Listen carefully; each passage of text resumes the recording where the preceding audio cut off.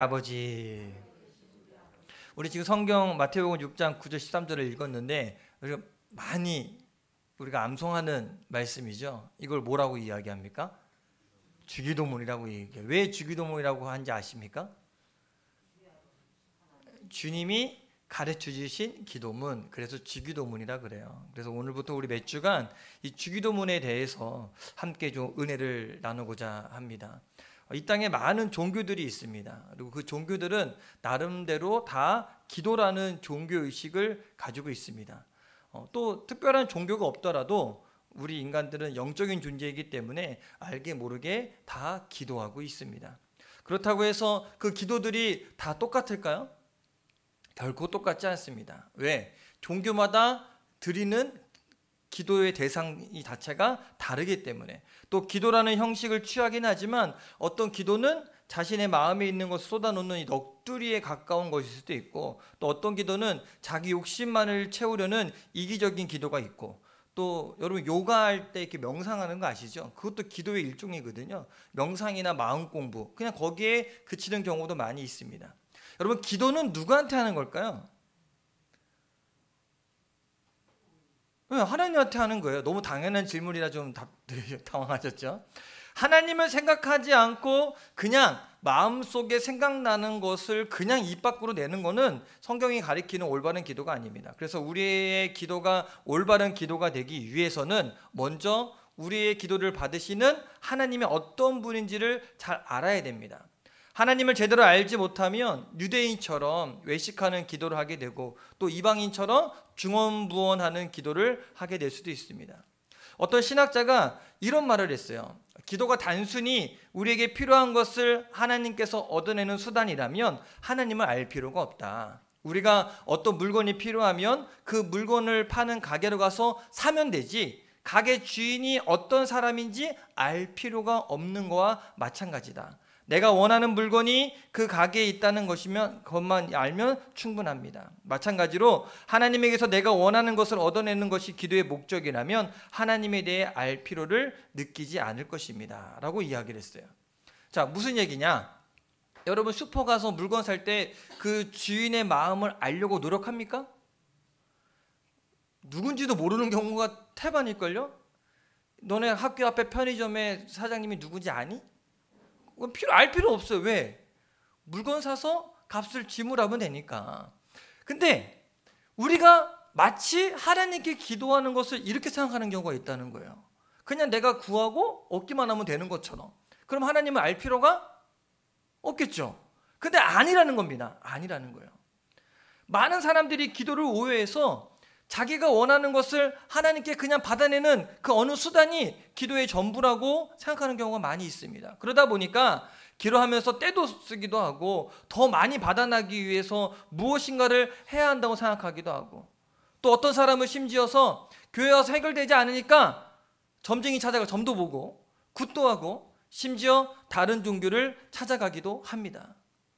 우리 성도님들은 안 그러겠지만 친한 목사님이 병원에 입원하신 적이 있었는데, 옆에 베드에서 대화를 나누는데 권사님들이래요. 근데 권사님들이 이렇게 막 대화를 나누다가 이제 그런 얘기를 하더라고요. 아우, 나 요즘에 너무 힘들고 안 된다고. 아이, 권사님만 알고 있어. 아무개 집에 점을 아주 용하게 잘 보더라. 갔더니 아주 기가 막혀 맞춰.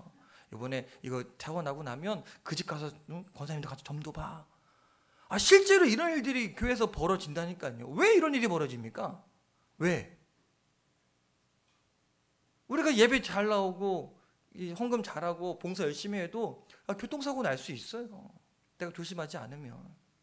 근데 그게 세상 사람처럼 뭔가 잘못해서 그런 것 같다. 뭔가 하나님부터 얻어내지 못하는 것 같다. 그러니 이렇게 생각을 갖고 교회를 다니면 하나님을 알려고 하는 것이 아니라 단지 하나님의 손에 무엇이 들려있는가, 그 손만 보게 된다는 겁니다. 그러나 여러분, 성경에서 말하는 기도는 이런 것이 아닙니다. 기도는 하나님과 만나고 하나님과 대화하는 겁니다. 우리가 하나님 앞에 나아가 하나님의 얼굴을 바라보고 내 속에 있는 것을 다 내어놓고 하나님의 음성을 듣고 하나님과 사귀는 것, 이게 바로 기도입니다. 따라해 볼까요? 하나님과 사귀는 것. 그래서 하나님을 반드시 알아야 됩니다. 하나님을 알지 못하면 깊은 사귐을 가질 수 없습니다. 저는 그 MBTI 그 성향 검사가 있는데 잘 모르시는 분도 있을 거예요. 앞자리가 E면 영어로 알파벳 E면 외향적인 사람이고 I면 내향적인 소극적인 사람이거든요. 여러분을 봤을 때 제가 I 같으세요? E 같으세요? 아시네요. 전 I예요. I 성향이 강해서 모르는 사람과 한 공간에 있으면 뭘 해야 될지 잘 모르고 참 불편합니다. 마음이 되게 불편해요. 어떻게 말을 걸어야 될지 모르고 말 한마디 시작했다가 어디 사세요? 네, 어디 살아요? 하고 말이 끊겨 또 한참 가만히 있고 그러다 보니 모르는 사람과 함께 있으면 정말 괴롭고 하루 종일 그냥 말 몇 마디 못하고 있을 경우가 많이 있을 겁니다.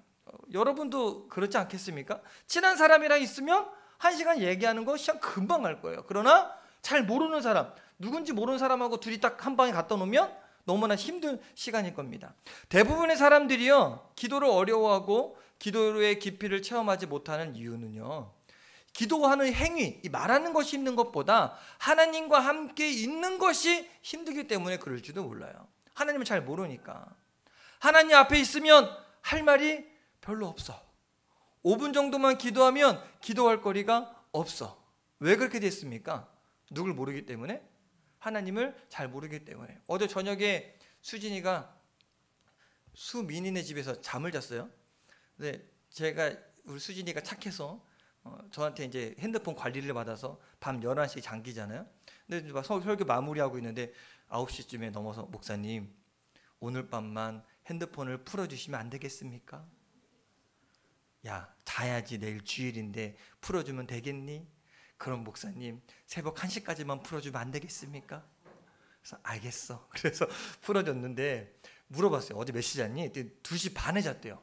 야, 그 시간까지 뭐 했니? 그랬더니 얘기를 했대요. 그렇게 기도를 하면 하나님 얼마나 이뻐하실까? 둘이서 친하니까 서로에 대해서 아니까 할 얘기가 많은 거야. 그러면 둘이 같이 잠을 자도 어때요? 시간이 후후후 가요. 우리가 하나님과의 대화의 관계가 이래야 되지 않겠습니까? 기도 5분 정도만 하면 기도할 거리가 없어. 왜 그렇게 됐어요? 하나님을 잘 알지 못하니까. 하나님과 친밀한 관계가 아니기 때문에 불편해서 견딜 수가 없다는 거예요. 왜 옛날 어르신들이 교회 와서 그렇게 철학 기도하고 며칠 밤낮을 기도를 합니까? 왜? 하나님과 친하니까 할 말이 많은 거예요. 하나님에 대해서 가까워지니까 자꾸 만나고 싶은 겁니다. 우리의 기도가 깊어지려면 무엇보다도 그래서 하나님을 알아야 됩니다. 여러분, 하나님 잘 알고 계십니까? 순간 조용해졌어요. 여러분들이 알고 있는 하나님 누구십니까? 정말 우리 아버지 되시고 십자가와 부활을 통해서 우리 가운데 말씀해 주시는 그 성경에 계시된 그 하나님 맞습니까?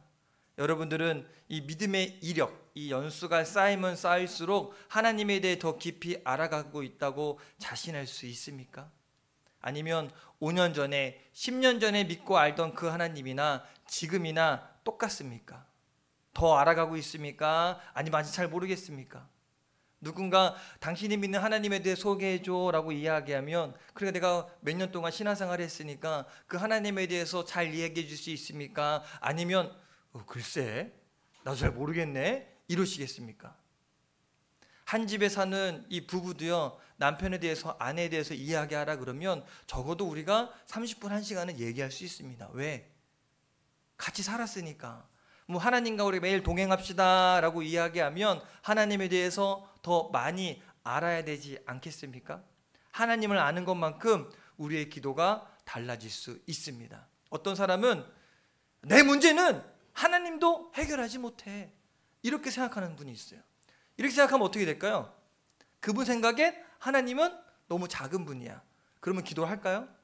안 하지. 또 어떤 분은 하나님은 이런 사소한 문제에 대해서 신경 안 쓰실 거야. 마치 하나님이 나에게 무관심한 것처럼, 그렇게 멀리 계신 하나님이처럼 그렇게 생각할 수도 있어요. 그분 역시 기도하지 않을 겁니다. 또 어떤 분은 내일은 내가 알아서 해야지, 이런 것까지 하나님께 이야기해야 돼? 하나님 피곤하게 하지 말아야지, 하나님을 위하는 것처럼 이야기하지만 사실은 아니에요.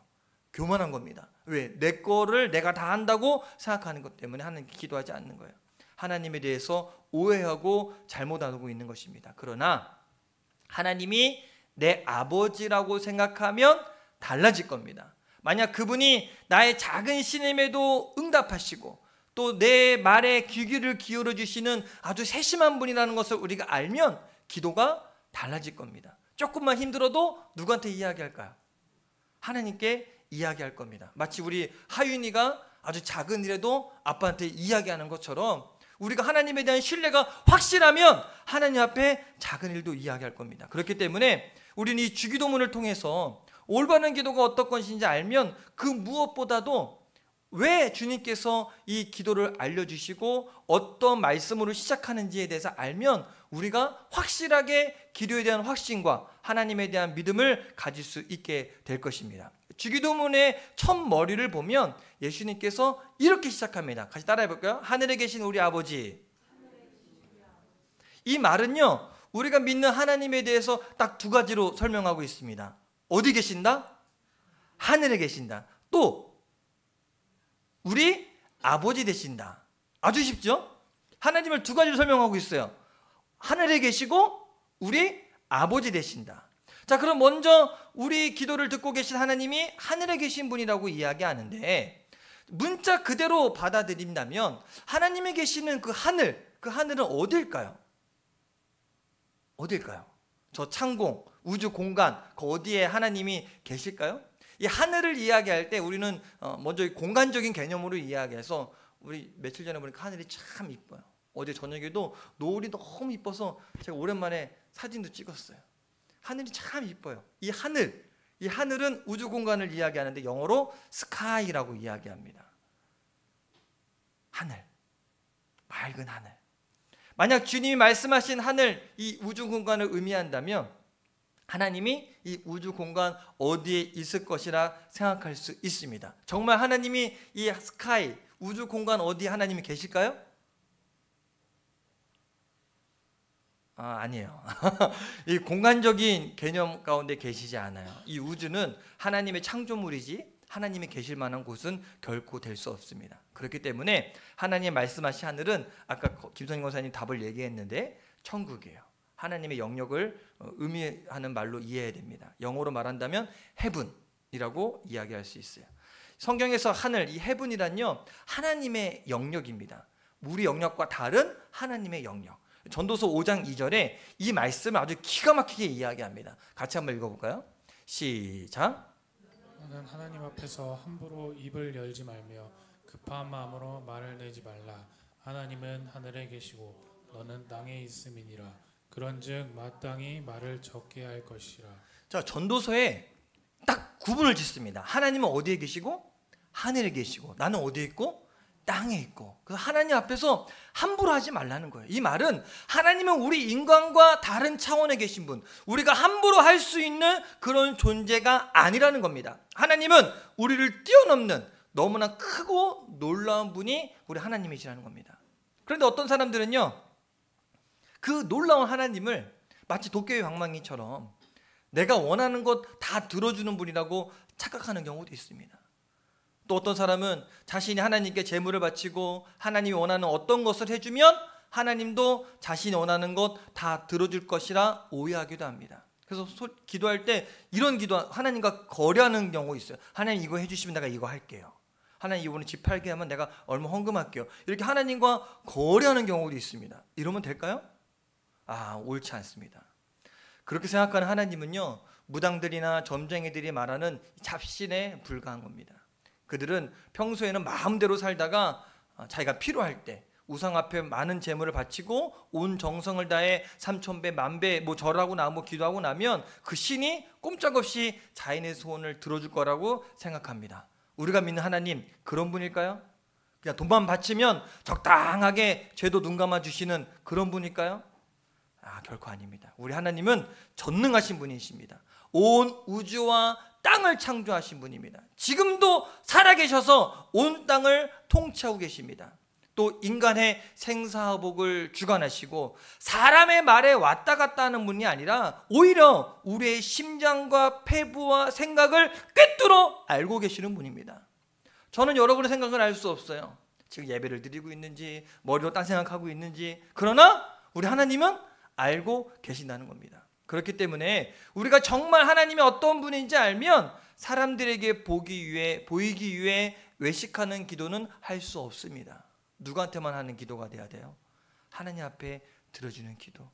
중언부언하면서 하는 기도로 하나님 앞에 설 수 없을 겁니다. 기도란 하늘과 땅을 지으시고 통치하고 계시는 하나님 앞에 서는 겁니다. 나를 지으시고 나의 체질을 아시고 나의 마음 깊은 곳을 꿰뚫어 알고 계시는 그분 앞에 서는 겁니다. 그래서 시편에서요, 이 하나님에 대해서 아주 너무나 잘 설명한 구절이 나옵니다. 시편 139편 1절부터 6절까지 말씀인데 우리 같이 한 목소리 읽겠습니다. 시작. 여호와여, 주께서 나를 살펴보셨으므로 나를 아시나이다. 주께서 내가 앉고 일어섬을 아시고 멀리서도 나의 생각을 밝게 하시우며 나의 모든 길과 내가 눕는 것을 살펴보셨으므로 나의 모든 행위를 익히 아시오니 여호와여, 내 혀의 말을 알지 못하시는 것이 하나도 없으시니이다. 이 지식이 내게 너무 기이하니 높아서 내가 능히 미치지 못하나이다. 아멘. 하나님은 다 알고 있다는 거예요. 따라해 볼까요? 하나님은 다 알고 계신다. 하나님 다 알고 계세요. 그렇기 때문에 우리가 하늘에 계신이라고 이 기도를 시작할 때 그 하나님은 전지전능하시고 능력이 많으시고 다 알고 계시는 그 하나님 앞에 우리가 기도한다는 사실을 명심하고 기도한다면 하나님은 우리의 기도에 귀 기울여 주시고 우리의 입술의 떨림까지도 알고 계신다는 사실을 기억하게 되길 바랍니다. 두 번째, 우리 주님이 그 기도를 들으시는 하늘에 계신 그 하나님이 누구라고 소개합니까? 아버지 되신대요. 우리 아버지 되신대요.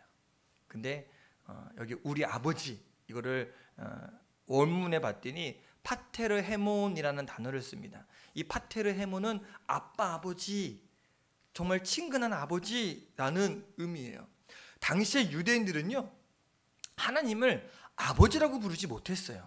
왜? 하나님 너무 크고 두려운 분이라고 때문에. 아까 말씀드렸던 것처럼 전도서의 말씀처럼 니들이 가면 어떻게 그 하나님 앞에 함부로 말할 수 있냐, 하늘에 계신 분인데 어떻게 이야기하냐라고 할 정도로 두려워했어요. 그래서 그들이 뭐라고 했냐면 아도나이라고 이야기해요. 나의 주님 아도나이 이렇게만 고백을 하지 그분을 아버지 파테르 헤몬이라고 말하지 못한다는 겁니다. 그런데 예수님은요, 하나님을 우리의 아버지라고 소개하고 있어요.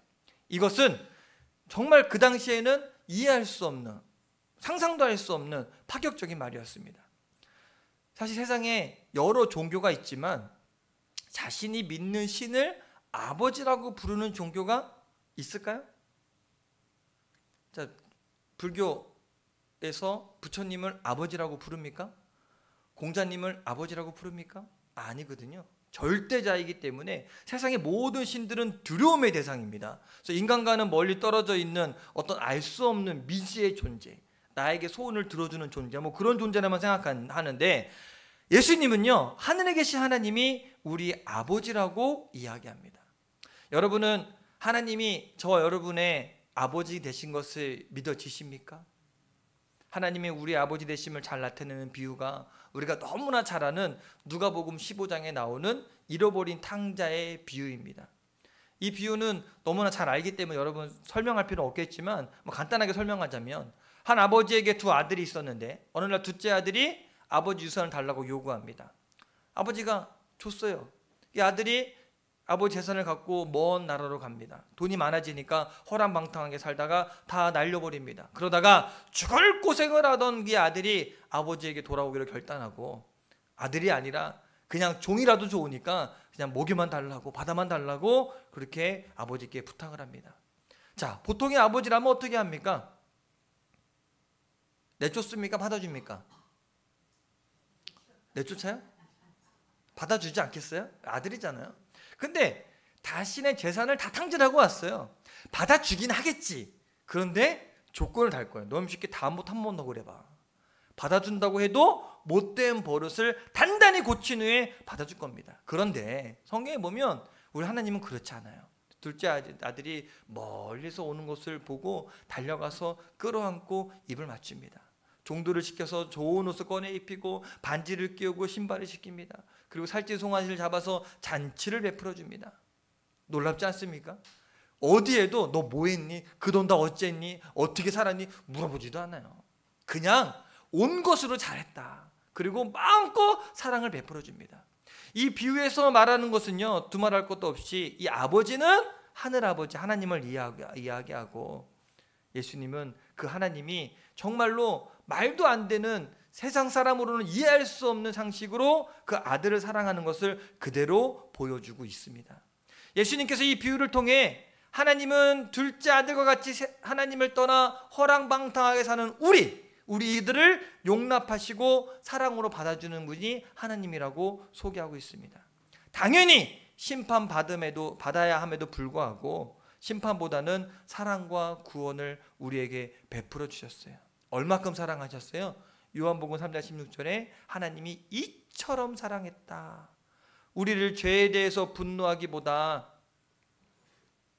오히려 우리를 아파하시고 독생자 예수님을 세상에 보내 우리 죄를 다 담당하시고 우리를 대신에 십자가에서 죽게 하셨습니다.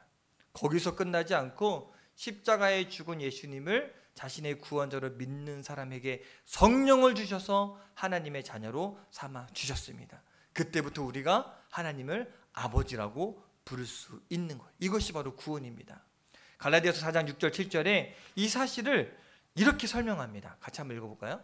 시작. 너희가 아들이므로 하나님이 그 아들의 영을 우리 마음 가운데 보내사 아빠 아버지라 부르게 하셨느니라. 그러므로 내가 이후로는 종이 아니요 아들이니 아들이면 하나님으로 말미암아 유업을 받을 자니라. 보십시오. 하나님이 그 아들의 영을 우리 마음에 보내어 우리가 하나님을 뭐라고 부른다? 아빠 아버지라 부르게 하셨다고 이야기합니다. 우리는 하나님을 아버지라고 부를 수 있는 존재가 아닙니다. 죄인이고 하나님을 떠난 자고 멸망받을 수밖에 없는 자들이었어요. 그런 우리를 하나님이 죄와 죽음에서 구원하여 주셨고 우리에게 아들의 영을 부어주셔서 하나님을 아빠 아버지라고 부르게 하셨습니다. 이 얼마나 놀랍고 얼마나 신비롭습니까? 여러분, 누가 감히 창조주이고 심판자이신 하나님을 그 아버지라고 부를 수 있겠습니까? 하나님 아빠 어떻게 부를 수 있겠습니까? 그런데 우리에게 그 자격을 주셨다는 겁니다. 그래서 우리는 그 이름만 부르고 가까이 나아가면 됩니다. 기도가 바로 그런 겁니다.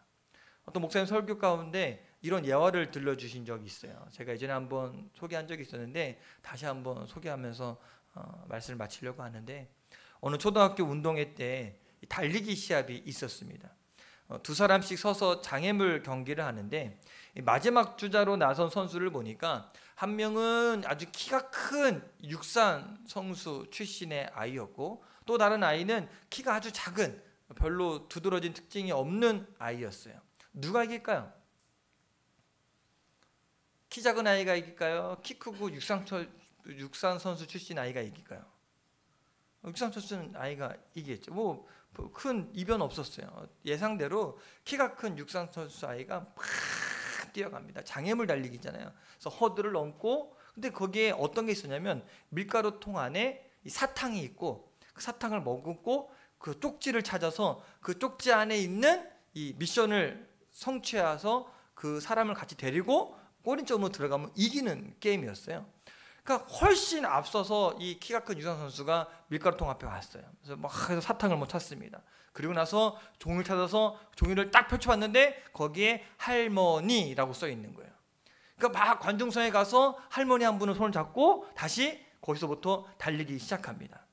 그리고 할머니를 데리고서는 달리기 시작한 이 뒤에 아까 좀 키 작은 아이, 별 볼 일 없는 아이가 뒤늦게 도착했어요. 이 아이도 밀가루통에서 사탕을 먹고 쪽지를 찾아서 꺼내봤는데 거기에 뭐라고 써 있냐면 체육 선생님이라고 써 있는 거예요. 이 아이가 가서 체육 선생님과 선생님이 같이 뛰어야 된다고. 근데 딱 보니까 체육 선생님이 얘가 잘 못 뛰어. 근데 보니까 할머니 손잡고서 이미 그 아이는 벌써 가고 있어. 야, 너 이대로 질 것 같아. 업혀. 체육 선생님이 이 아이를 업습니다. 그리고 달리기 시작해요. 자, 이 키 크고 육상 선수 출신이 이 아이는요, 할머니가 할머니 빨리 가요 그런데 할머니가 도저히 빨리 갈 수가 없는 거예요. 그러니 나중에 체육 선생님이 업고 뛴 이 아이가 결국엔 이기게 되었다는 겁니다. 여러분, 저와 여러분들은 모자랄 수 있어요. 세상 사람들에 비해서 가난할 수도 있고 약할 수도 있습니다. 그러나 알아야 됩니다. 우리에겐 누가 있습니까? 하나님 아버지가 있습니다. 하나님은 저와 여러분들을 부르셔서 아들의 영을 부어주셨고 하나님의 아들로 이 땅을 살게 하셨습니다. 그렇기 때문에 우리는 하늘에 계신 하나님을 아빠, 아버지라고 부르면서 기도하기만 하면 언제든지 승리할 수 있습니다. 왜? 기도하면 하나님이 우리 가까이 오시기 때문에. 우리가 못 뛰면 야 엎혀 하고 우리를 업고 뛰시는 분이 우리 하나님 아버지이기 때문에. 그러므로 여러분, 하나님을 만나기 위해 기도의 골방으로 자주 들어갑시다.